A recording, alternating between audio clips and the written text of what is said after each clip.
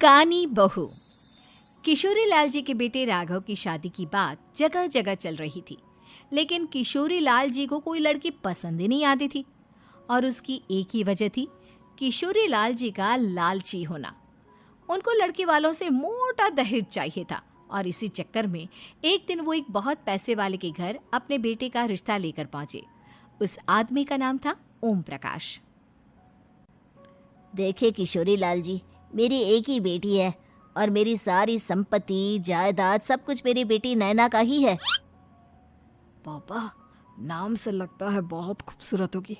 कितना अच्छा नाम है ना, नैना। ओ, वैसे बात तो सही है आपकी। अब इतना पैसा है, जमीन जायदाद है, इकलौती बेटी, आप भी क्या करेंगे? सब कुछ उसे ही देंगे ना। बिल्कुल ठीक पहचाना आपने। बस बेटी की शादी और सारी जायदाद उसके नाम। पापा, बिना देखे हाँ कर दीजिए ना।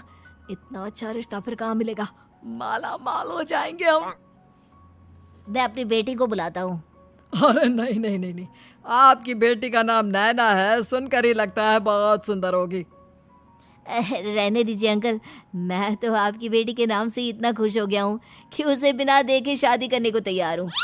अब तो मैं उसका चेहरा सीधे शादी के बाद ही देखूंगा। और इस तरह राघव नैना का चेहरा नहीं देखता और उससे शादी कर लेता है। शादी के बाद अपनी सुहाग रात पर जब राघव नैना का घूंघट उठाकर देखता है तो नैना की आंखें बंद थी।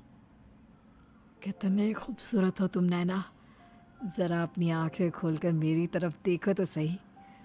नहीं, मुझे शर्म आती है। अरे, मैंने तुम्हें शादी से पहले भी नहीं देखा, और अब अगर तुम आंखें खोलकर मुझे देखोगी भी नहीं तो मुझे अच्छा कैसे लगेगा? इससे पहले कि नैना अपनी आंखें खोलकर राघव की तरफ देखती, अचानक से लाइट चली गई और राघव नैना को पूरी तरह से देख भी नहीं पाया।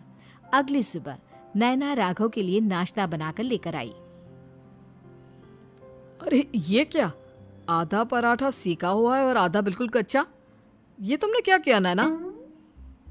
बहू, तुमने क्या आधा पराठा तवे से नीचे लटका कर रखा था, जो आधा सिका है और आधा कच्चा?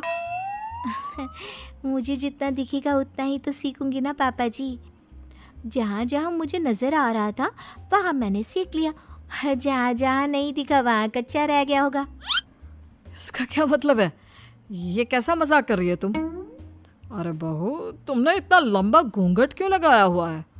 देखो, हमारे घर में बहुओं को बेटी की तरह रखा जाता है, और फिर तुम तो इतना सारा माल लेकर आई हो। देखो, ये घूंघट डालकर रखने की कोई ज़रूरत नहीं है।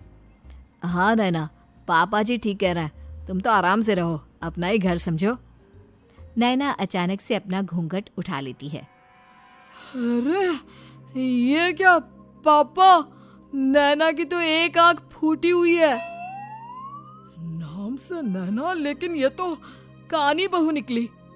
मेरे साथ धोखा हुआ है, धोखा। बिना दिखाए अपनी कानी लड़की मेरे संग ब्याह दी। मुझे कानी बीवी नहीं चाहिए।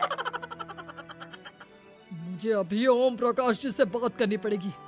आखिर उन्होंने मेरे साथ ऐसा किया क्यों?